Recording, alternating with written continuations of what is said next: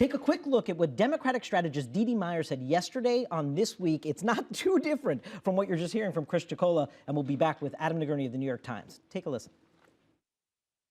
This can't be completely attributed to a bad economy and to an unpopular incumbent in New Jersey.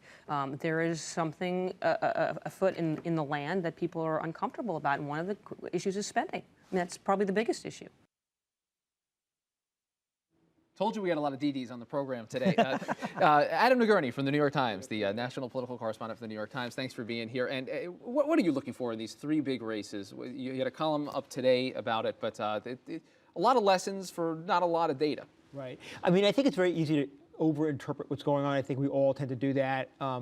So I think I'm not looking for too much. Certainly the New York 23 race is the most interesting race tomorrow going on. No question about it. Second of all, I think just in terms of Obama's power going forward, if there's a Democratic sweep, whether it's predictive or not, a Republican sweep, whether it's predictive or not, it's going to complicate his effort on the Hill. But Democrats are not going to be willing to listen to him so much if they don't think he has the power to, say, deliver at least Corzine.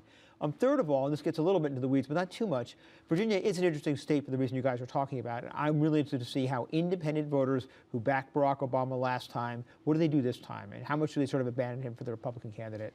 And in addition to independent voters, which was obviously core to his victory, there are also these Obama surge voters who just were not politicized necessarily before the Obama election, specifically young voters. We saw a big increase in young voter turnout in Virginia last year. I understand a lot of Democratic operatives are looking to see just how those Obama voters turn out as well on Tuesday to portend perhaps that they may not be there for them in 2010. Right. I mean, here's my question on that. Young voters, also African-American voters. Right. I'm going to be looking at that, but I think it's not going to be that predictive of 2010. I think 2010 will be predictive of 2012. But because it's an off-year election, it's not that exciting election. It doesn't have that kind of high buzz that last year did.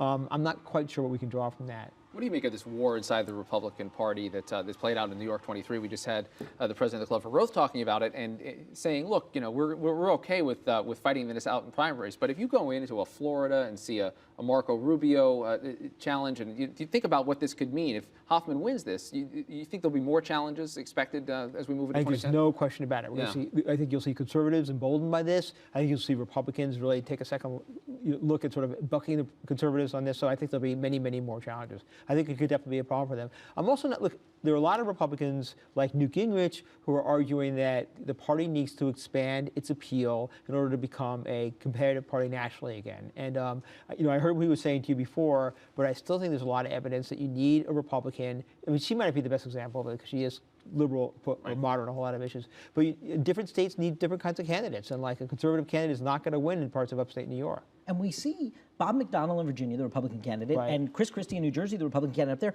running with a big appeal to independent and moderates. They're not running hard right in these general elections, right? I mean, so it doesn't seem to be a long-term lesson as a general election lesson for Republicans. Right. I mean, here's the thing. If they follow the prescription of the conservatives on this and start running really hard-line conservative candidates, particularly on social issues, I kind of think that's a problem going forward. I mean, McDonnell, you're right, McDonnell's a perfect example of that, right? He has a history of being very, very, very conservative on social issues, and Creed Deeds tried to nail him on that, but he did a really good job of walking away from it. He's running on economic issues and growth issues and tax issues, and he's gotten away from abortion and gay rights and everything else. You mentioned the impact on health care potentially. If Democrats are 0 for 3 here, obviously a lot of folks are going to be talking about this as a blow to the claims that President Obama has these big political coattails. And it could make it tougher to convince these moderates on the fence to say, well, can Obama get it done for me? Well, like you say, he can't get it done for Corzine. Yeah, I mean, I wonder on health care.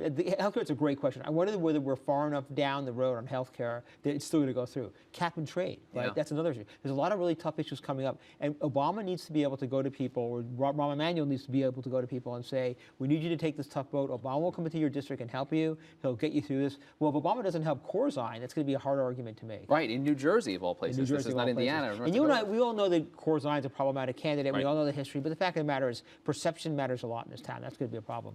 All right. Adam Nagurney, New York Times. Thanks, where are you going to be tomorrow night? I'm trying to decide whether New York or here. Okay. Fair enough. The story of Adam Nagurney's life. I'm trying to decide between New York or here. New York. Thank you very much. That does it for this edition of Top Line. Be sure to click us on again tomorrow. It's twitter.com/The Note. Keep the conversation going. Here's what I wanted to ask you about that I didn't have time when we were in the show. Bloomberg.